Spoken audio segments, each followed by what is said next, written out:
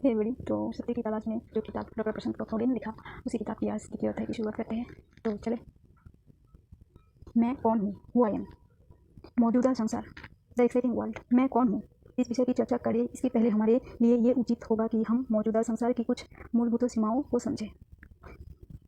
चलिए हम कल्पना करते हैं कि संसार में एक इंद्री, इल्ली इत्यादि मौजूद है, जिनकी रचना में सिर्फ स्पर्श ज्ञानेंद्रिय है, जो केवल स्पर्श को महसूस कर सकती है। इन्हें गंध, श्रवण और दृष्टि का ज्ञान नहीं है। केवल स्पर्श के आधार पर मिली हुई जानकारी ही इनके लिए संपूर्ण वास्तविकता है। उनकी प्रत्यक्ष दुनिया वहीं तक सीमित है। वो चांद और तारों को जान नहीं सकते। ये भी हो सकता है कि उनके अपने निम्नकारी शास्त्रज्ञ है, जो चांद और तारे है या नहीं इसके ऊपर बहस कर रहे होंगे।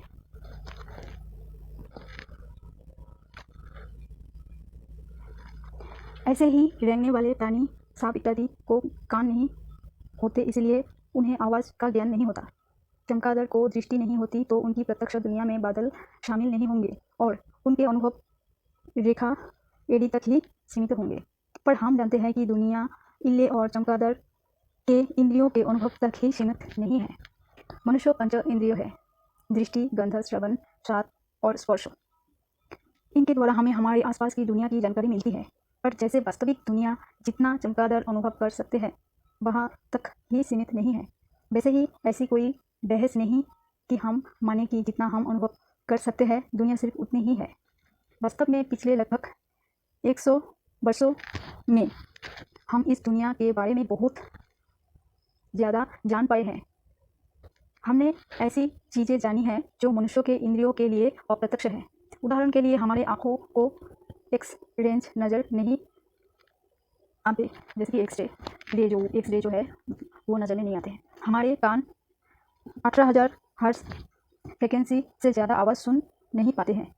जैसे कि ऐसे बोला जाता नहीं है, साइंटिफिक जो हम लोग विज्ञान में पढ़ के आई है कि 20,000 आवर्स से ज़्यादा हम लोग सुन नहीं सकते हैं।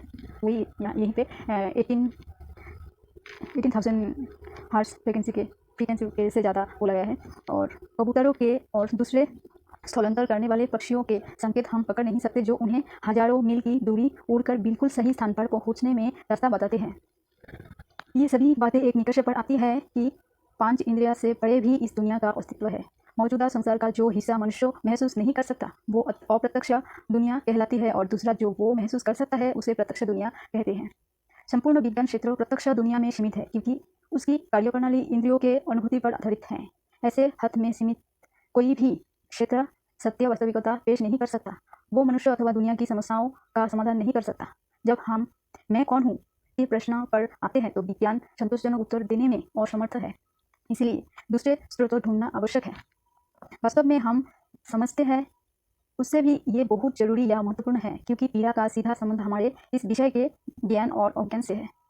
स्वयं को जानने का मार्ग एक बहुत ही निजी व्यक्तिगत मामला है। हमें खुद के अनुभव और अवलोकन पर निर्भर होना होता है। अपना मन हम सिर्फ खुद ही देख सकते हैं। ये एक व्यक्तिगत खोज है। ये हर असल एक प्रयोगसिद्ध दृष्टिकोण है, जिसमें हमारा मन एक प्रयोगशाला है। जैसे जैसे आप ये पुस्तक पढ़ते हुए आगे बढ़ेंगे तो आशा करते हैं कि आप इसमें प्रस्तावित विभिन्न विचारों के साथ प्रयोग करेंगे। उन्हें अपने पिछले अनुभवों से जांचें और मन की प्रयोगशाला में उनका परीक्षण कर अपने विवेक में उन्हें परिष्कृत करें। सबसे पहले हम समझने की कोशिश करते हैं कि उस वो का अस्तित्व प्रत्यक्ष संसार में है या अप्रत्यक्ष दुनिया में है। पहले हम प्रत्यक्ष संसार में होने की संभावना ले। 75 ईयर पहले वाले उसके शरीर का आकार ही नहीं बदला, पर एक ही अणु जो पहले वाले शरीर में था वो अब इस शरीर में नहीं मिल सकता। शरीर के टिश्यू बदलने की गति इतनी तेज होते हैं कि कुछ सेल्स तो थोड़े दिनों में ही बदल जाती है। अन्य कोशिकाएं जैसे त्वचा की कुछ सतहों में और हड्डियां कुछ वर्षों के अंतर में बदलती रहती हैं, जबकि मस्तिष्क का माइक्रो मॉलिक्यूलर मास 3 दिवस में बदल जाता है। नर्व सेल्स वही रहती हैं, पर उसके मॉलिक्यूल्स बदल जाते हैं। हर मिनट हम कई लीटर हवा उच्छ्वास करते हैं। हवा में मौजूद ऑक्सीजन और नाइट्रोजन हमारे शरीर का हिस्सा बन जाता है और शरीर के अणु निष्कासित होते हैं। ये प्रक्रिया चलती रहती है। तो 75 वर्षों के दौरान अणु और कोशिकाएं जिससे ये शरीर बना हुआ है वो कई बार बदल चुके हैं। कई भी वर्तमान शरीर का हिस्सा कटकर सूक्ष्मदर्शक यंत्र से देख